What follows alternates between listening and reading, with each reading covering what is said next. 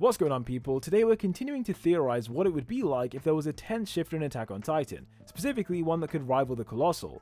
Although the two of them would be massively different in size, this 10th shifter would have certain abilities that would put them in nearly the same league. At the very least, it'd be a closer matchup compared to the Attack Titan. Before we get into it though, don't forget to smash that sub button if you haven't already, and be sure to check out my playlist in the description where I break down potential new Titan concepts. Okay, so to explain this new shifter, the first thing we need to do is flash back to chapter 112. Up until that chapter, we knew that the paths connecting all eldians could be used to transfer various things, including memories, but in this conversation, Eren reveals something else. According to him, Ackermans who've awakened their potential are able to inherit the battle experience of their ancestors. Inheriting that experience is presumably what makes them so skillful in pretty much everything they attempt, and it's a trait that none of the 9 Titans possess. This info serves as the foundation for creating the Blast Titan, because if a shifter could directly inherit experience like this, then it would instantly change a lot of things. For example, if Marley had this Titan, then my guess is they start looking for eldians like Mr Leonhart, who come from different parts of the world and are skilled in their own fighting techniques.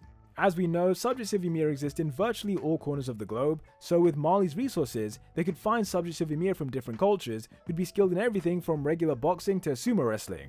By turning these people into Titan shifters, every new user of the Blast Titan would have their own specific fighting style, which would then be added onto by the next person, until eventually you have this invincible machine that just can't be beaten in hand-to-hand combat.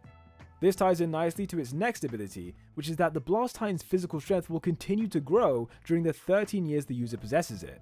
What this means in reality is that when a person first inherits the shifter, they'll have a base level of power similar to the Beast Titan, but as the months and years go on, its strength will progressively keep increasing.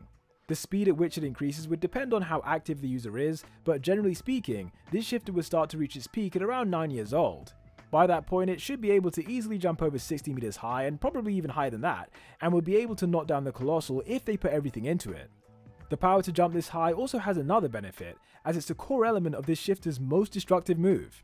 To put it simply, this signature attack involves the Blast Titan launching itself as high as it can possibly go, and then after curling up into a ball, this 18-meter shifter crashes directly into its target. The target in question could be another Titan, in which case that person is most likely going to die, or on the other hand, the target might just be the ground itself. A shifter of this size would almost be like a small asteroid crashing into Earth, with the impact creating a blast of wind strong enough to wipe out an entire town. The destructive potential of this move would be especially bad if it took place in a highly populated area, which is why I said in the intro that it's nearly in the same league as the Colossal. However, the drawback here is that the Blast Titan has low levels of stamina, so although it is capable of these insane feats of strength, it's not something that can be done consistently. On a good day, the shifter would need at least 30 minutes to recover before doing something like this again, and as the user themselves starts to get old, the recovery time can increase to as long as 2 hours. During that recovery time, it'd still be able to fight in hand-to-hand combat, but the superpowered stuff would be completely off limits. This is a natural way of not allowing this Titan to become too overpowered, and it'd also mean the user would need to be tactical in deciding when to use its full potential. Now, moving on to design, the helmet on the Blast Titan's head is there to protect its brain from the impact, while in the present day it'd protect from anti-Titan bullets as well. I'd imagine the smaller cannons wouldn't be able to break through this thing even at close range, although when it comes to the larger ones they probably would be able to break through, but I'd still think it would take 2 or 3 hits before it could crack. Despite that, this helmet would still have another, more spiritual use, which involves protecting this shifter in a different way. As long as the helmet is on, users of the Blast Titan become immune from the influence of the founder, in a pretty much identical way to the Ackermans. This means the user's memories can't be controlled or messed with while they're in their Titan form, and his body also can't be altered by the coordinate, which is a big contrast to other shifters. This level of telepathic resistance would essentially make the Founding Titan and the Blast Titan natural enemies, as it's incapable of being manipulated and has the physical strength to stand against virtually anything. From that point of view, I think it's fair to say that users of the Attack Titan would be pretty good candidates for this shifter, as it would objectively have the most potential to stand against the founder. Anyhow, some final details I wanted to clear up about this Titan include its stats, the number of transformations it can make, and how exactly it grows in physical strength. Starting with that last point, the idea behind this is that it would gradually inherit the power of the previous users, similar to how it also inherits their fighting instincts. Of course, the key difference is that the instincts would be inherited almost immediately, while the physical strength would take years to fully kick in.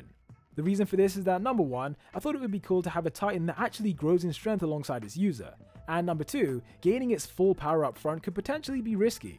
To me, it makes more sense for a person to slowly build their way up to that level of strength, but to be fair, I guess the counter argument would be that the users of the Colossal gain even more strength pretty much straight away.